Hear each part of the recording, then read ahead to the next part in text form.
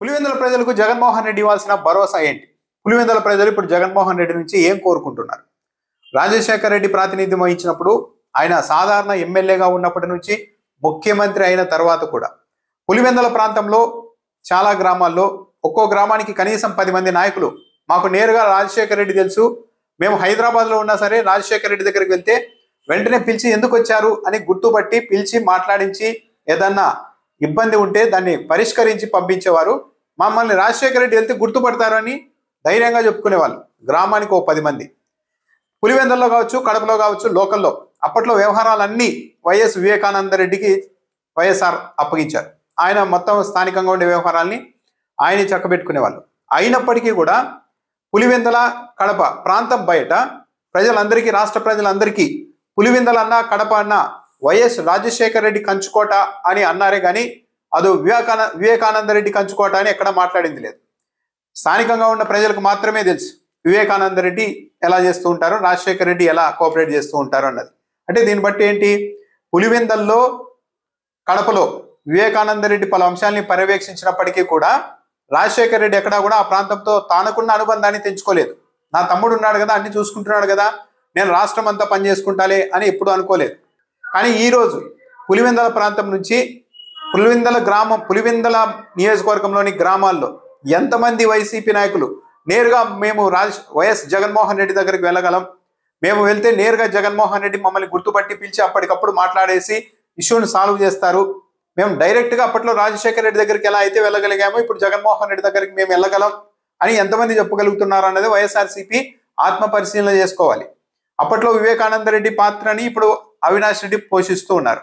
ఆయన తన శక్తి మేర పనిచేస్తూ ఉన్నారు, అందులో ఎలాంటి అనుమానం లేదు. పైగా మొన్న పులివెందుల జెడ్పీటీసీ పోలింగ్ రోజు అవినాష్ రెడ్డి చూపెట్టిన పరిణితి చాలా గొప్పగానే ఉంది. తన ప్రజల పట్ల ఆయనకు ఎంత కన్సర్న్ ఉన్నది అన్నది కూడా ఆయన మాటల్లోనే అర్థమైంది. ఆ రోజు వైసీపీ వాళ్ళు కూడా రెచ్చగొట్టి ఉంటే వైఎస్ఆర్ కాంగ్రెస్ పార్టీ వాళ్ళు కూడా తిరగబడి ఉండేవాళ్ళేమో, గ్రామాల్లో గొడవలు జరిగి ఉండేవేమో. కానీ తన వద్దకు వచ్చిన కార్యకర్తలతో, ఆ గ్రామ ప్రజలతో అవినాష్ రెడ్డి పదే పదే దండం పెట్టి ఒక విషయం చెప్పారు, మీరు రెచ్చిపోద్దండి, వాళ్ళు మనకు డ్యామేజ్ చేశారు, ఎంత డ్యామేజ్ చేస్తారో చేయనీయండి, మీరు మాత్రం ఆవేశపడద్దండి, రెచ్చిపోవద్దండి, ప్రశాంతంగా ఉండండి అని అవినాష్ రెడ్డి చెప్పారు. ఇంకో నాయకుల్లాగా తిరగబడండి రా, పోలీసుల్ని కొట్టండి రా అని ఇప్పుడు మాట్లాడలేదు వాళ్ళు. ఒకవేళ అవినాష్ రెడ్డి కూడా పదండి కొట్లాడదాం అని వెళ్ళి దాడి చేయండి అని చెప్పింటే దాడి చేసి ఉండేవాళ్ళే.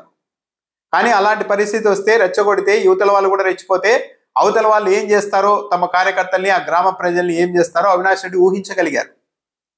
2000 మంది పక్కా నియోజకవర్గాల నుంచి తెలుగుదేశం పార్టీ కార్యకర్తలు దండెత్తి వచ్చారు. వాళ్లకు రక్షణగా 100 మంది పోలీసులు మోహరించుకున్నారు. వైఎస్ఆర్సీపీ నుంచి కూడా ప్రతిఘటన వచ్చి ఉంటే ఇదే అదను భయపెట్టాలి ఈ ప్రాంత ప్రజల్ని మొత్తం అని చెప్పి ఊరికి ఓ 2-3 చొప్పున పోలీసులతోనే కాల్పులు జరిపించి చంపించే వాళ్ళేమో. చంపేసి కాల్చేసి పోలీసుల మీద దాడి చేస్తే కాల్చేసామని మొత్తం ప్రచారం చేసుకునేవారేమో. ఇదిగో ఇప్పుడు పక్కాగా ఫోటోలు, వీడియోలు, దొంగ ఓట్ల వీడియోలు, ఫోటోలు వచ్చినా, స్వయంగా కలెక్టరే దొంగ ఓటర్ల ఫోటోని పబ్లిష్ చేసినా ఏం లేదు, అంత ప్రశాంతంగా జరిగిందని చెప్పి ప్రపంచాన్ని నమ్మించగలుగుతున్నారు. చూడండి, చివరకు హైకోర్టు కూడా ఫోటోలు, వీడియోలు చూపించినా సరే ఏమీ చేయలేని నిస్సహాయ స్థితిలో ఉంది. అంటే అవతల వాళ్ళు ఎంత ప్లాన్డ్గా, ఎంత శక్తివంతంగా పనిచేస్తున్నారో అర్థమవుతుంది. ఇలాంటి వాతావరణంలో వైసీపీ వాళ్ళు కూడా రెచ్చిపోయి ఉంటే పాపం వైసీపీ వాళ్ళకే డ్యామేజ్ ఎక్కువగా ఉండేది. పైగా కేసులన్నా ఆ తర్వాత అదనం, అంటే నెలల తరబడి గ్రామాల్లోనికి కూడా మగవాళ్ళని రాకుండా కూడా చేసి ఉండేవాళ్ళు ఈ ప్లాన్ చేసి. సో ఆ సమయంలో అవినాష్ రెడ్డి అలా రెచ్చగొట్టకుండా చాలా మెచ్యూర్గా వ్యవహరించారు. అయితే ఇప్పుడున్న పరిస్థితుల్లో పులివెందుల్లో ఒక అవినాష్ రెడ్డి ఒక్కరే సరిపోతారంటే అనుమానమే.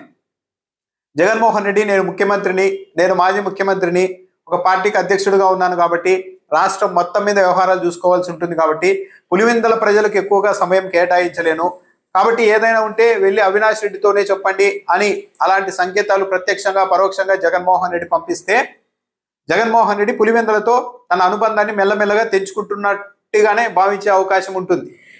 గతంలో రాజశేఖర్ రెడ్డికి పులివెందుల ప్రజలు ఇచ్చిన ధైర్యంతోనే ఆయన రాష్ట్రంలో రాజకీయం చేయగలిగారు. మీరు రాష్ట్రం అంతా చూసుకోండి, పులివెందుల్లో మేము చూసుకుంటామని చెప్పి అక్కడ గ్రామస్తులు ఇచ్చిన ధైర్యంతోనే రాజశేఖర్ రెడ్డి స్వేచ్ఛగా పదవులు ఉన్నా లేకున్నా, ప్రతిపక్షంలో ఉన్నా అధికారంలో ఉన్నా మొత్తం రాష్ట్రంలో వ్యవహారాలన్నీ చక్కబెట్టుకోగలిగారు. ఈరోజు జగన్మోహన్ రెడ్డికి అక్కడి ప్రజల నుండి జగన్మోహన్ రెడ్డి గారు మీరు అవసరమే లేదు, మేము చూసుకుంటాం, మీరు వెళ్ళి రాష్ట్రం చూసుకోండి అనే చెప్పే పరిస్థితి రావాలి అంటే తొలుత జగన్మోహన్ రెడ్డి వాళ్ళతో అంతే ఆత్మీయంగా అంతే సంబంధాలు మెయింటైన్ చేస్తే అప్పుడు అక్కడి స్థానిక ప్రజలే స్వచ్ఛందంగా జగన్మోహన్ రెడ్డి గారు మీరు మా గురించి పెద్దగా ఆలోచించొద్దండి, మీరు ఇతర వ్యవహారాలు చూసుకోండి, మేము చూసుకుంటాంలే ఇక్కడ అని వాళ్ళు చెప్తారు. ఫస్ట్ జగన్మోహన్ రెడ్డి నుండి అక్కడ వాళ్ళతో అనురాగము, ఆత్మీయత, అనుబంధం అన్ని పెంచుకోవాలి. అప్పుడు వాళ్ళు అంతకు రిటర్న్ 100 రెట్లు ఇస్తారు. అలా కాకుండా నాకు రాష్ట్రం అంతా వ్యవహారాలు చక్కదిద్దుకోవాల్సి ఉంటుంది కాబట్టి నేను మీ గురించి పెద్దగా పట్టించుకోలేను అని జగన్మోహన్ రెడ్డి నుండే సిగ్నల్స్ వెళ్తే మాత్రం అవతల వాళ్ళ వైపు నుంచి కూడా అంతే నెగిటివ్ రియాక్షన్స్ ఉంటాయి. పులివెందుల ప్రజలు కావచ్చు, కడప జిల్లా ప్రజలు కావచ్చు, మొత్తం చెప్పాలంటే రాష్ట్ర ప్రజలంతా కావచ్చు, వైఎస్ రాజశేఖర్ రెడ్డి వారసత్వం మీద గురితోనే పనిచేస్తున్నారు, ముందుకు వస్తున్నారు. కానీ మరొకటి కాదు, నా బాధ్యత మరొకరికి అప్పగిస్తా కానీ మీరు మాత్రం నాతో ఉండాలి అనే పరిస్థితి వస్తే వైఎస్ఆర్సీపీ డ్యామేజ్. ఇలాంటి నేపథ్యం ఉంటే పులివెందుల ప్రజలతో డైరెక్ట్గా జగన్మోహన్ రెడ్డి సంబంధాలు పెట్టుకోవడంలో ఏమాత్రం వెనుకబడ్డా ఒక రోజుకి 175 నియోజకవర్గాల్లో పులివెందులు కూడా ఒక నియోజకవర్గం రాష్ట్రానికి కావచ్చు, వైసీపీకి కావచ్చు అనే పరిస్థితి వస్తుంది. ఆ పరిస్థితి వచ్చిన తర్వాత ఇలాంటి దాడులు జరుగుతూనే ఉంటాయి.